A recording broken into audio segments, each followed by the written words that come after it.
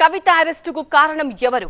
BJP Congress కలిసి కుట్ర పన్నాయని BRS ఆరోపిస్తుంటే Lok Sabha ఎన్నికల్లో 4 సీట్లు గెలుచుకోవడం కోసం బీజేపీ బీఆర్ఎస్ ఆడుతున్న కుట్ర అని కాంగ్రెస్ కౌంటర్ ఇస్తోంది.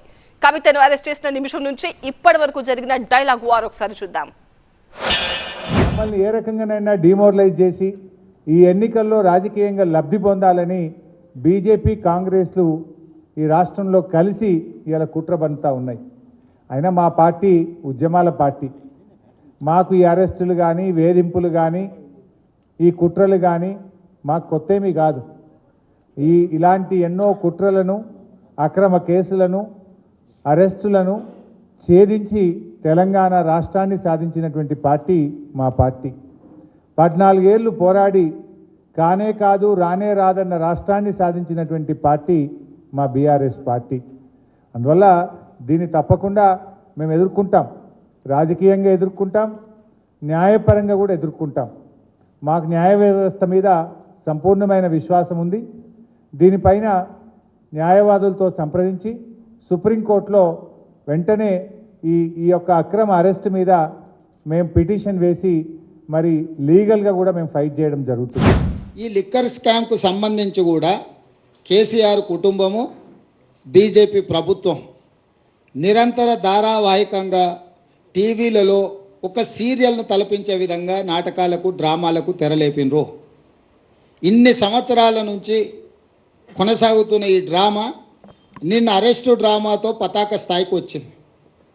అసలు ఇన్ని రోజుల నుంచి ఇంతమందిని అరెస్టు చేసి ఇప్పటి వరకు అరెస్టు చేయకపోవడము, రెండవది ఈరోజు ఎన్నికల నోటిఫికేషన్ వస్తుందనంటే ఒకరోజు ముందు అరెస్టు డ్రామాకు తెరలేపడము దేనికి సంకేతం? ఇది అంటే అవినీతి మీద చర్యలు తీసుకున్నామని ఛాంపియన్షిప్ వాళ్ళు తీసుకోవాలని, సానుభూతుల కోటాలో వీళ్ళు ప్రజల సానుభూతి బొమ్మాలి, మమ్మల్ని ఇబ్బంది పెడుతుండ్రు, మమ్మల్ని జైలు పాలు చేస్తున్నారని చెప్పుకోవాలి వీళ్ళు అని ఇద్దరు కలిసి ఒక వ్యూహాత్మక రాజకీయ ఎత్తుగడతో వస్తుండ్రు.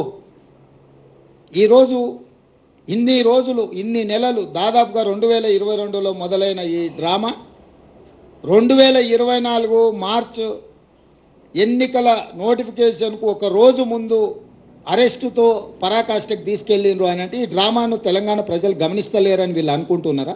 కల్వకుంట్ల కవిత గారు కల్వకుంట్ల చంద్రశేఖరరావు గారు కూతురింటికి పోలీసులు దాడి చేసి ఢిల్లీ నుంచి ఈడీ అధికారులు వచ్చి అరెస్ట్ చేసి తీసుకెళ్తుంటే బాధ్యత కలిగిన తండ్రిగా చంద్రశేఖరరావు గారు అక్కడికి రాలేదు అంటే దీన్ని ఎట్లా అర్థం చేసుకోవాలి?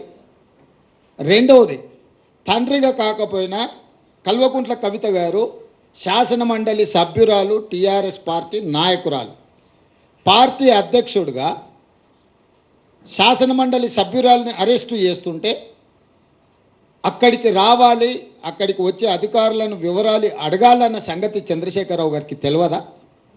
పోనీ ఇప్పటి వరకు కూడా చంద్రశేఖరరావు గారు అరెస్టును ఖండించలేదు.